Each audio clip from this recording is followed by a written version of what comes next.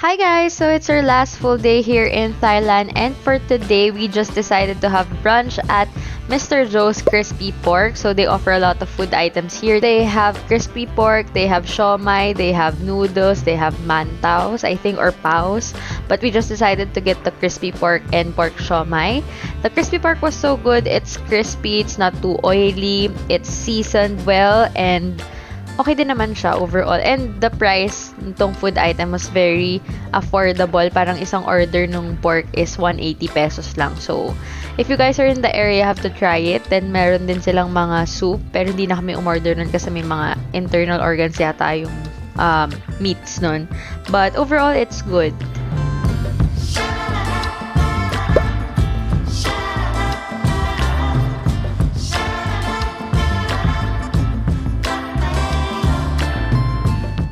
So, dito kami sa The House of Little Bunny.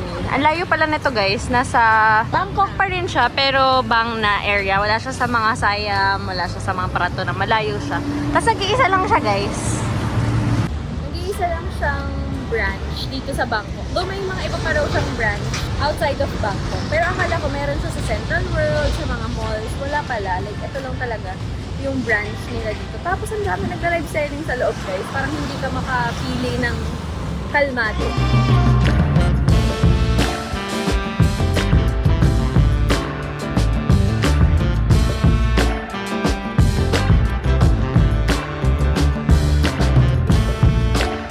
Wow, Maui, bilan mo nga ako. Mami, ano mo na yan? You buy me. Ha? Anong benta mo? Anong benta mo? Magkano yan? Paki-ano nga? Parang ano sis? Paki-sell. Mga sis, mga pamilya. Tagila. Yes. Maui, pakita mo yung type mo. Ganyan yung gusto niya. Pero ayaw niya pang bilhin. Mga ano po, birthday ko po sa... Next year. February. Guys, Feb 2. Guys, ano, magkapag na lang. Di ba mag-Thailand?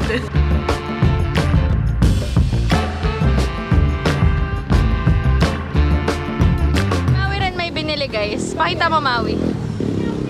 Wow! House of Little Bunny water! Let's go! Dito ka, dito ka. This is from ano, the Saliva of Bun. Nandito naman kami ngayon sa White Orchid Cruise. White Orchid River Cruise. Actually guys, sobrang buzzer beater kami kasi kami na yung second to the last na pumasok dito sa cruise ship. Yeah, buzzer beater. Kasi sobrang lakas ng ulan guys. Ano sana to? Sunset cruise. Tapos walang sunset kasi maulan. As you can see. Ayan siya. Gloomy lang siya. So, technically, para kami naging dinner cruise, sana masarap yung food. Tapos, di ko alam kung may libreng birthday cake kasi bukas birthday ko. Pero, ang alam ko, nakalagay doon, free birthday cake on the day. Pero nag-request ako.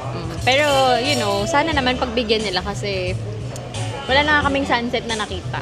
Charis. Wala pang birthday cake. Mamaya-maya kukuha na rin kami ng food. Na-rattle kami kasi walang tumatanggap ng Grab from our hotel. So, ang ginawa namin, naglakad pa kami from hotel to BTS train. Tapos, from there, nag-Grab na kami. Buti na lang yung Grab driver, kudos talaga sa kanya. Sabi namin, can we arrive before 5:10? Nakarating naman kami dito around 5:10. Pero, like, nagmamadali din naman talaga siya. So, kudos to him.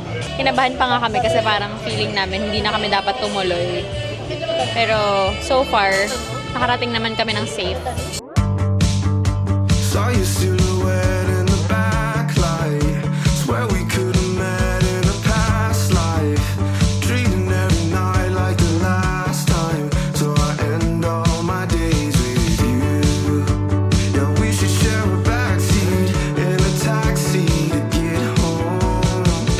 No need for either of us at this point to sleep alone. 'Cause I don't like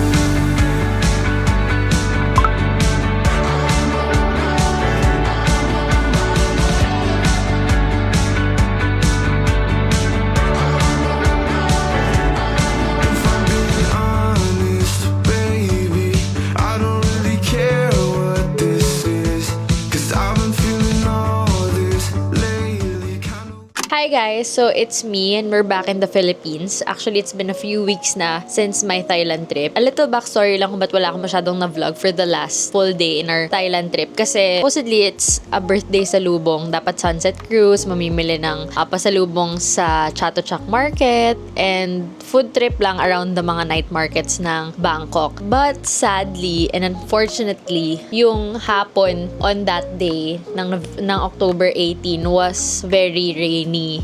It was storming sa Thailand or sa Bangkok. So, after namin mag House of Little Bunny, we went to Central World, I think. Basta, it's a mall. I'm not sure if it's Siam Paragon. Siam Paragon yata yung pinuntahan naming mall.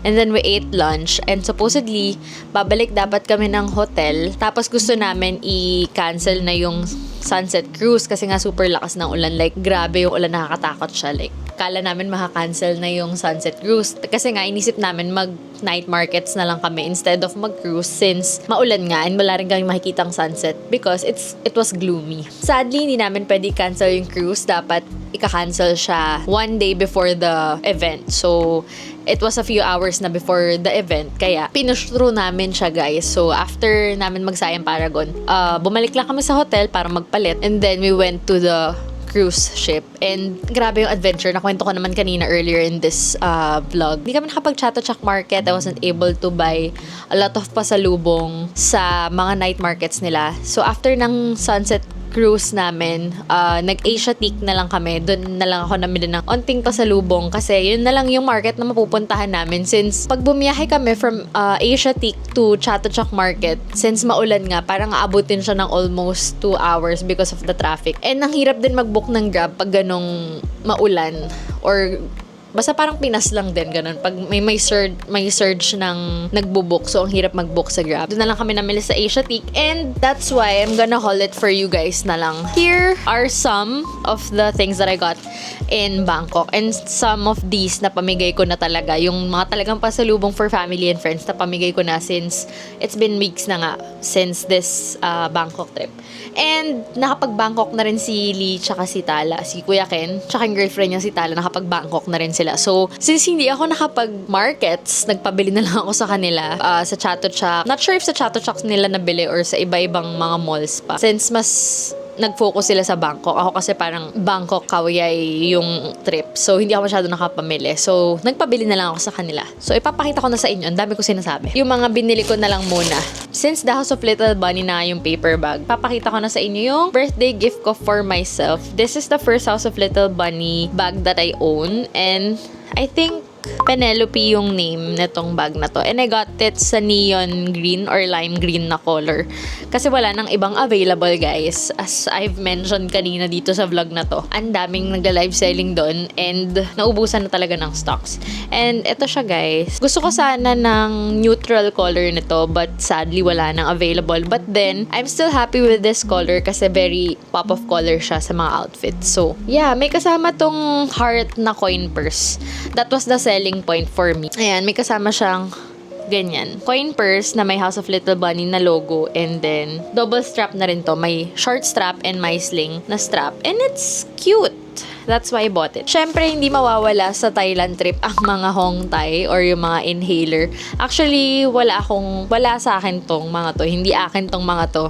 Pinabili lang to ng mga friends. Ako, ang binili ko sa akin is yung Poison. Napamigay ko na kasi, guys, bago ko to hinol. So, ganito siya. If you're not familiar, 2 banig na ganito yung binili ko. Tapos, ang natira na lang sa akin is 2. Tapos, ngayon sinisipon ako. Anyway, tapos bumili rin ako ng mga ganito na pouch for pasalubong. Binilan ko si Zephyr, si Baby Boomy, kung mga OG followers kayo, ng damit. Not sure kung susuotin niya to kasi parang 10 years old na siya tapos hindi siya mahilig sa mga ganito. Pero gusto ko lang ng may souvenir sila. And yung binili ko.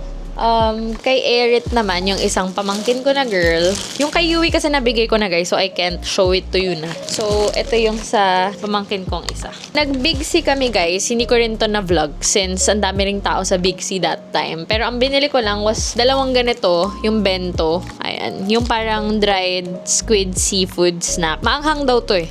Puro maanghang actually sa Thailand. And the rest, bumili ako ng mga Lay's na chips, Nesty, mga usual stuff sa grocery nila. Sa clothes naman, eto mga pasabay ko lang to kay Tala kasi sila yung mas maraming time to shop. I got this polo. So, white polo lang siya na may mga ribbons. As a coquette girly, yung inspiration ko kasi sa haul na to. And then, I got a white short. Eto rin, white shorts. Kailangan ko ng white shorts. Sa tingin ko, sa wardrobe ko, wala pa akong puting shorts. So, then, I got a skirt na white din. May tali to pero nandun na kasi yung tali, hindi ko na nalagay dito sa plastic. Garterize naman yung mga yun, so madali lang kahit magpabili ka ng hindi mo nasukat. Last two clothing item. The next one, this one is very cute.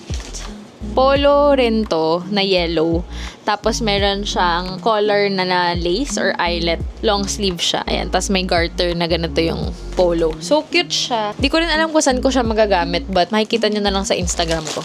Last but not the least, I got a skirt na lace yung ilalim. Dapat white nga yung bibilin ko. Kaya lang na-figure out ko na ang dami ko ng white na binili. So black na lang. So that was it for the clothes. And last but not the least, I got a Gentlewoman ballet bag. So, ayan. Tatlo kaming may ganito, ni Tala, ni Mick. So, matchy-matchy kaming tatlo. And of course, hindi to galing Thailand. But I also got a Hachipupu na Libra. I got this here in the Philippines. So, yeah.